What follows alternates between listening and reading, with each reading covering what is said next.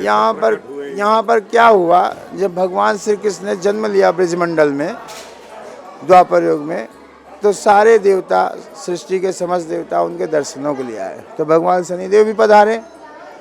इनका भयंकर स्वरूप होने के कारण यशोदा मैया ने दर्शन करने नहीं दिए। बोली हमारा लाला डर जाएगा, हम आपको दर्शन करने नहीं देंगे। तो भयाकृति होने के कारण दर्शन नहीं मिला। अपना आए यहाँ पर दर्शन, यहाँ पर अपना तपस्या करने लगे।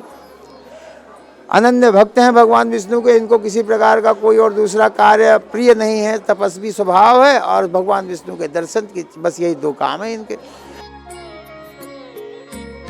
स्वभाव से तपस्वी हैं और अपना दर्शन भगवान विष्णु। तो कहे कोई बात नहीं, बढ़िया है, यहीं बैठे रहेंगे।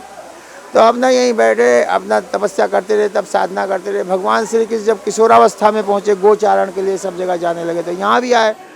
तो देखा शनिदेव महाराज विराजमान है, तो सब मंतव्य देखने ही समझ गए भगवान ने। वो तो सब समझ गए, अरे ये तब क्या है बैठे, अभी तक दर्शन नहीं हुआ। तो उनको बड़ा विक्षोभ हुआ। इनको प्रसन्न करने के लिए बांसुरी वादन करने लगे। जिससे प्रसन्न को तो महादेव भी प्रसन्न करना चाहते, तो बांसुरी वादन करने लगे। तो बांसुरी की आवाज़ सुनकर गोपियाँ दौड़ी भागी चली आई, और गोपियों से छिपने के लिए भगवान श्री कृष्ण ने अपना स्वरूप बदल के कोयल का कर लिया।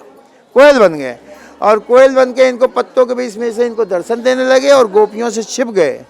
ये लीला करी थी, इसलिए इस जगह का नाम कोकिला वन पड़ा। और ये महत्व है यहाँ का कि यहाँ पर भगवान ने इनको अभ्यर्थित करके सब प्रकार से स्थापित किया और बोला कि आप यहाँ लोगों का कल्याण का। यहाँ पर सबसे बड़ी बात ये है कि आपको किसी प्रकार की चिंता नहीं रहती, आपकी समस्त प्रकार की चिंताओं का सर्वनाश हो जाता है। एक तो ये बहुत बड़ा यहाँ का जिसको बोलते हैं आशीर्वाद दिया है कि आपका जो भी भक्त दर्शन करेगा उसकी समस्त प्रकार की चिंताओं का सर्वनाश हो जाएगा, ये आशीर्वाद दिया।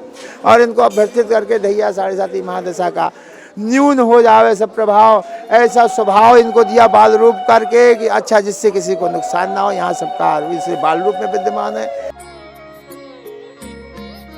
ये द्वापर युग में आए। वो तो अभी क्या हुआ, वो एक महाराष्ट्रियन ब्राह्मण, पहले हमने जो कथा सुनी है उसके अनुसार हम बता रहे हैं। ये सत्य है या असत्य मुझे नहीं मालूम है।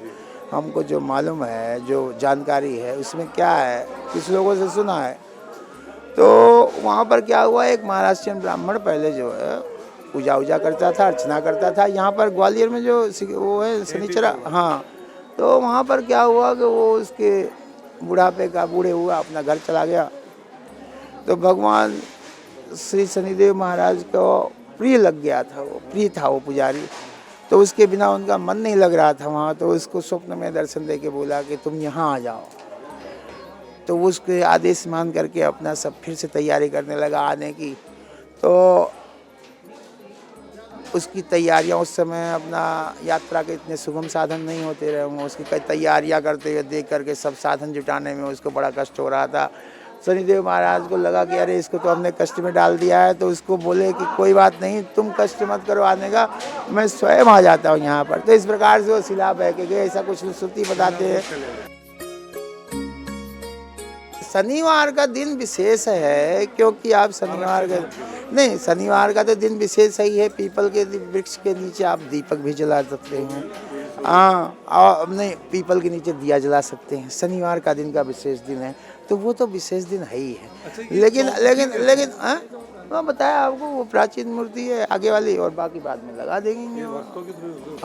हाँ, सुविधा के लिए कि और सब चारों तरफ से चढ़ा सके थे। और यहाँ के 3 परिक्रमा करके मनोकामना, हाँ 3 करो, 5 करो, 7 करो, जैसे तुम्हारी इच्छा हो। पूर्ति के लिए और क्या? अब यहाँ पर आते ही, ये तो ऐसी जगह है कि आते ही आप अपने आप आपकी मनोकामना पूर्ण होने लगती है। इसमें कोई वो करने की जरूरत नहीं है। अपना आए, दर्शन किया, धीरे धीरे सब आपका संसार ये मंद गति से, मंद चाह रहा है, मंद गति से सब कार्य करते हैं, मंद गति से आपका सब सही कर देते हैं। हाँ, ये